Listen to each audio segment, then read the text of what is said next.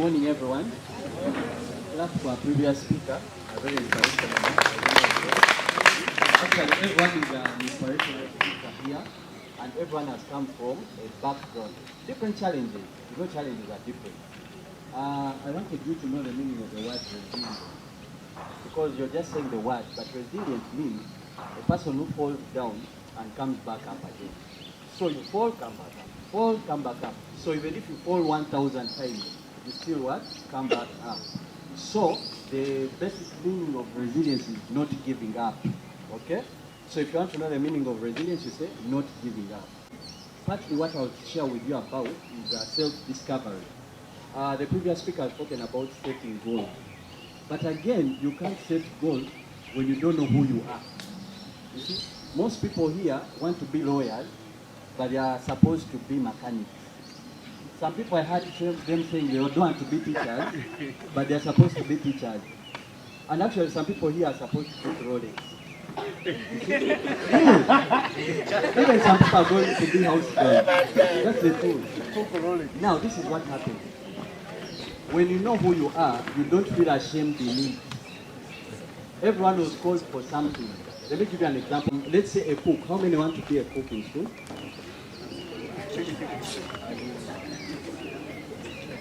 How many want to be cooks in the school?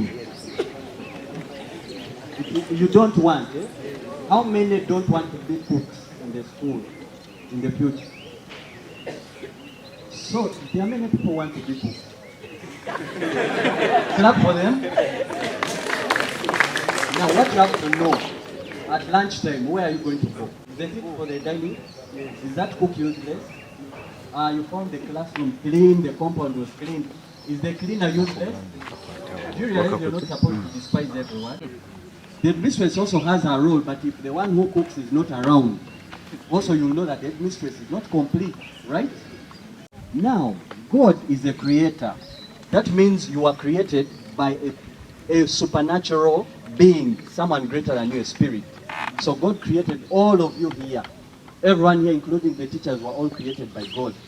And we are all in His image. Now, most people, when you say image of God, they have the way they understand God. And that's how they tend to understand themselves. So I'm going to just ask briefly. What God look like? You don't know. So he doesn't know the person who created him. This one now needs help. I need a girl. Come quickly, come quickly. How does God look like?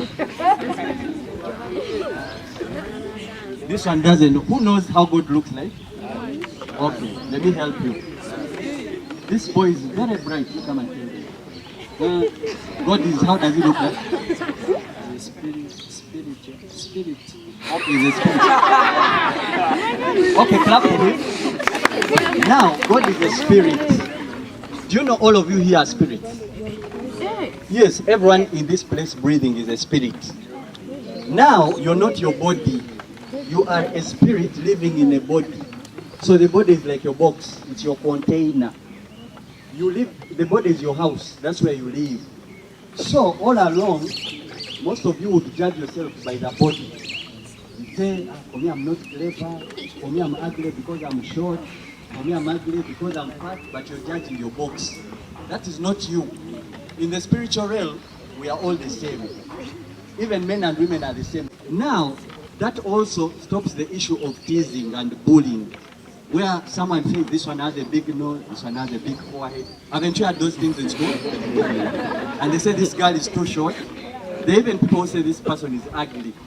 But now we realize these are just boxes. You're judging a box. Okay? Now, after you know who you are, it helps you to know what God put in you. God talks to you through your interests and passions. Some of you have hobbies here. Academics are very good, but sometimes we tend to ignore the most important thing. You like cooking, but you fear to cook because people will tease you. Let's say you like football, or you're a musician, or you like writing poems, or you like writing books. Okay? Now, for you decide, let me just cram geography. Let me cram chemistry. Then you miss time to play football. Then in the future, after you finish school, your focus is on what? Looking for a job. Let me give you an example. You've had everyone speaking what they are studying. For me, I did software engineering. That's under IT.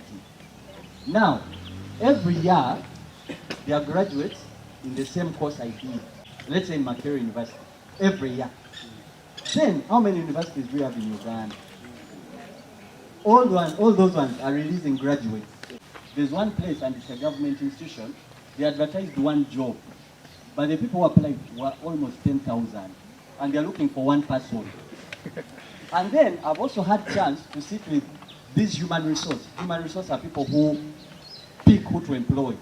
But if you see the conditions they used to select an employee, do you know the funny thing? They are educated, but they don't use academics to choose an employee.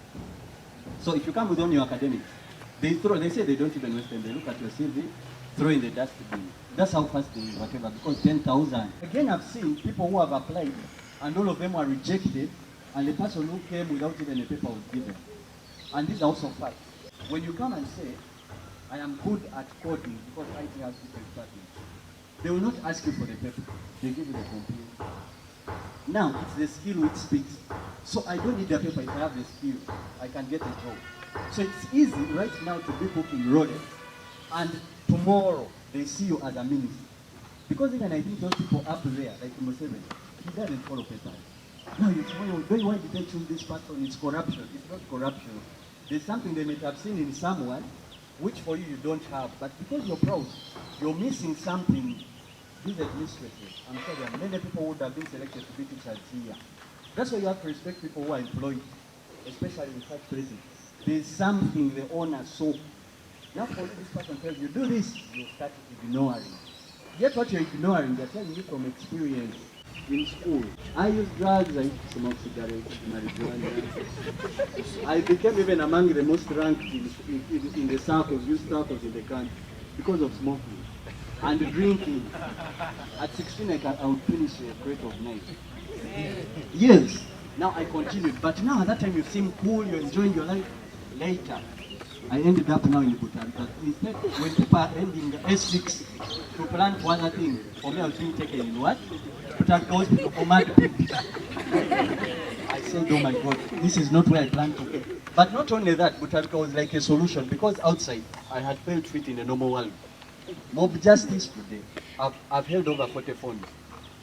Some you forget yourself, others they steal, others they beat you, others you sell. So everything you sell, addiction. Then, not only that, mob justice, I've been in over 20. I've been in prison cells.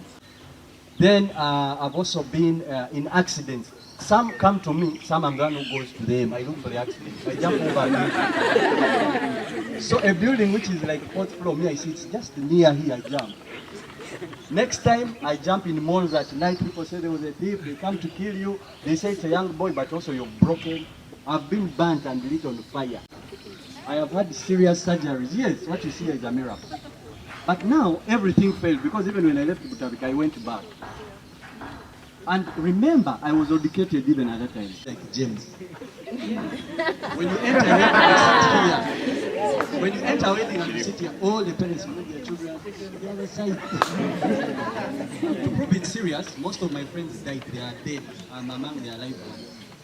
Now, after everything failed, I sat down and I said, but where am I going? I tried suicide 3 times, it also failed. I tried one time to crush bottles, put in alcohol, and I drink. Actually, that's the reason that led me to it, because they caught me before I killed myself. Now, imagine that life you live, it's empty, it is hopeless, no one understands you, you're rejected, even you hate yourself. You say, but James, you're also useless. I used to tell myself. Then even people you meet, they take you out and tell you, James, you're really useless. I have accepted. Imagine people tell you that. So when I sat down, I said, God, why was I created? I don't want to be an example. And I decided, you know what, just say a statement of faith. I said, God, you make me sober for a week and then you kill me. So after I spoke that prayer, I started changing, because now after you speak a prayer, you also have to make an effort, take with action.